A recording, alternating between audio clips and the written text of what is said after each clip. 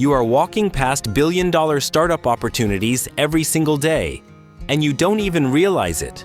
Not because you're lazy or unqualified or uninformed, but because you've been conditioned to think that business ideas must be complex, technical, or revolutionary to matter, when in reality, the biggest money is almost always hiding in plain sight. You're not missing out because you're behind the curve. You're missing out because you're ignoring the friction right in front of your face. You're filtering opportunity through a lens that prioritizes flash over function, aesthetic over efficiency, and hype over solving real problems. You've been trained to chase unicorns instead of look under your feet. You're looking for a genius-level innovation when the market is begging for a basic solution to a brutal, recurring problem that no one wants to talk about. And every time you scroll past someone complaining about a process, a service, or a tool that makes their job harder than it needs to be, you're ignoring a map to money. That frustration is a signal. That inefficiency is a gap. That workaround someone invented just to survive another day on the job, that's a painkiller product waiting to be built. But you're missing it because you're looking for perfection, not pain. You're listening for applause instead of complaints. You're focused on ideas that sound good in theory, not ones that solve pain in reality. You want to know where billion-dollar startup ideas really come from? They come from entrepreneurs who are obsessed with eliminating inefficiency.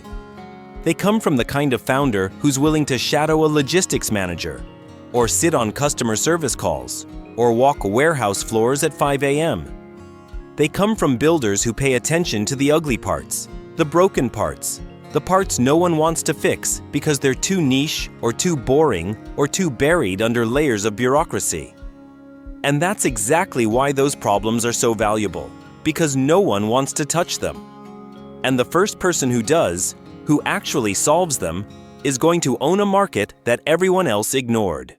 You're probably thinking, but I don't know what startup idea to build. And that's the first mistake. You don't start with a product. You start with pain. You start with a very real, very specific human who is struggling with something right now and is so desperate for relief that they'll pay you just to make it go away. That's where all the best businesses start. They don't begin with vision boards or feature lists or brand aesthetics. They start with discomfort. They start with tension. They start with someone who's stuck. And your job is not to brainstorm your way into relevance. Your job is to investigate, to interrogate reality, to ask better questions, to stop guessing and start listening. You find the gap by finding the suffering, and suffering doesn't hide. It complains, it vents, it swears under its breath. It posts on forums. It shows up in DMs and Slack channels and bad reviews and duct-taped Excel sheets and chaotic Notion dashboards. You just have to care enough to listen. But most people don't. Most founders are too busy trying to impress instead of trying to understand. Most people are too afraid to ask dumb questions, to sound naive, to admit they don't get it. But that's exactly how you find the money. You get curious enough to say, "Walk me through your day." You sit quietly while someone rants about how ridiculous their workflow is. You ask what they hate, what they waste time on, what they wish someone would just fix already. And when you find the answer, you build something simple, something boring, something useful. You don't build the most advanced tool, you build the tool that gives them back an hour a day. You don't invent something from scratch, you eliminate 5 steps from a process they already hate. That's where billion-dollar companies come from. Not complexity, clarity. Not novelty, necessity. And you already know this. You felt it. That moment when someone tells you about a system they use that's clearly outdated, and you immediately think, how the hell does this still exist? That's the moment. That's the spark. But instead of grabbing it, you let it go. You move on. You assume someone else is handling it. You talk yourself out of it because it feels too obvious. But obvious is exactly where you want to be. The thing that's so broken, it's just accepted. That's the target. The industry that hasn't changed in 15 years. That's the playground. The tool that everyone hates but still uses every day. That's the wedge. But you'll never see it if you're only looking at what's trendy. If you're waiting for some breakthrough epiphany, if you're scrolling for startup ideas instead of sitting in the real world and asking people what hurts.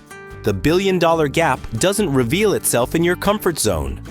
It hides in discomfort, in the gritty, messy, manual places where people are duct taping their workflows together just to survive. You want to build something that matters. Go there. Sit in that pain.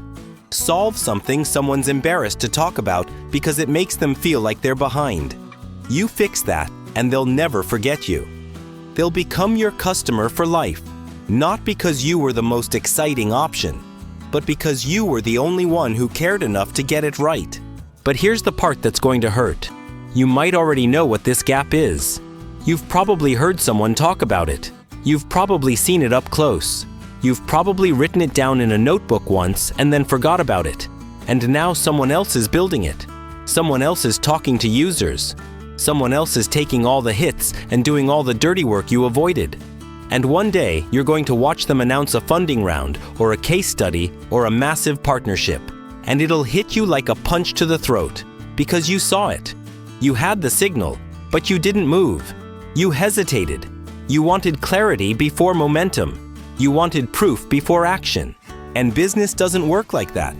The market doesn't reward people who were almost early. It rewards those who acted when things were still fuzzy, who walked into the chaos and started sorting it out, even if they didn't feel ready. That's your job now. Not to wait, not to think, to move, to ask, to test, to reach out to 10 people this week and say, "Tell me what sucks about your process." To find one workflow that feels broken and get obsessed with it. To stop building castles in your head and start fixing potholes in the road. That's what real founders do.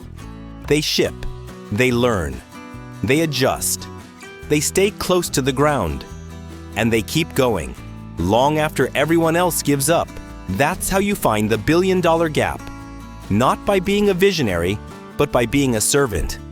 By getting so close to the customer that you feel their frustration in your bones. By being the one who stops talking and starts solving. So here's the question you need to ask yourself, and not tomorrow, but now. What problem am I close enough to feel but too afraid to fix? What pain have I normalized because I assumed someone smarter would handle it?